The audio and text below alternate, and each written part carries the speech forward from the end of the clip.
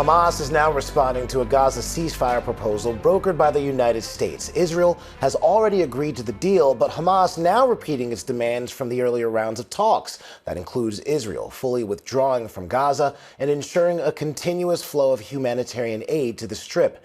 Chief Foreign Correspondent Ian Pannell joins us live now from Tel Aviv with more. Ian, walk us through the Hamas response and what exactly is in this U.S. proposal. Yeah, is it a yes? Is it a no? Well, honestly, it's a bit of a maybe.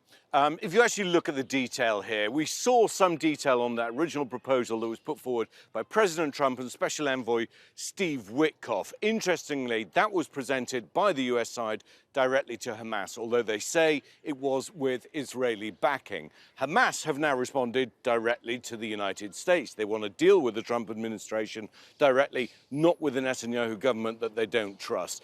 And in essence, what they're saying is, look, we're taking on all these points, but we'd like to discuss something that involves a lasting ceasefire. In other words, not the 60-day temporary ceasefire that's in this proposal at the moment, but a lasting ceasefire. Not the withdrawal to buffer zones that this document suggests, but a full withdrawal of Israeli forces, and not the temporary resumption of humanitarian aid into Gaza, but the permanent resumption of humanitarian aid into Gaza. So it's a nice way of not saying no at the moment. They're trying to negotiate a document that wasn't necessarily put up for negotiation. Certainly for the hardliners in Netanyahu's government, they've basically said to Hamas, either you take it or we crush you. Although it's hard to see what more they could do to the Gaza Strip than has already been conducted. So a short answer is watch this space and we'll know whether the US side is going to respond and whether there is a deal to be done. Now, Ian, let's talk a little deeper about the humanitarian crisis happening right now in Gaza. An American-backed aid group says it's distributed more than 2 million meals in the past 5 days. Is there serious progress being made on the efforts to feed Gaza, or is this just a drop in the bucket? Yeah, a drop in the bucket is what aid agencies would say. I mean, speaking at the United Nations in New York, the UN saying that the aid that's been delivered, firstly by Israel, allowing some aid in over the last couple of weeks, scores of trucks, few hundred, that it's amounts to very, very little aid. And we've seen these scenes of desperation on the ground.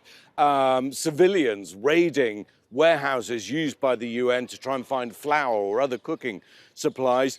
We saw the panic and chaos around these US-run distribution centers inside Gaza, again with Israeli backing. Now they're trying to say, look, we've handed out 2 million meals.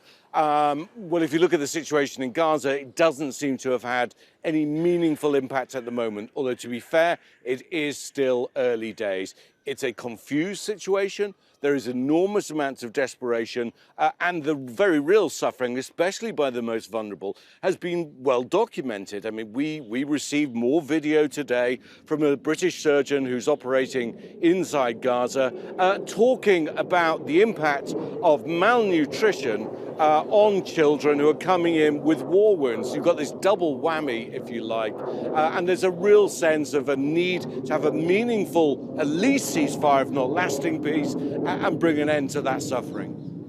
Ian Pannell in Tel Aviv, thank you for your reporting.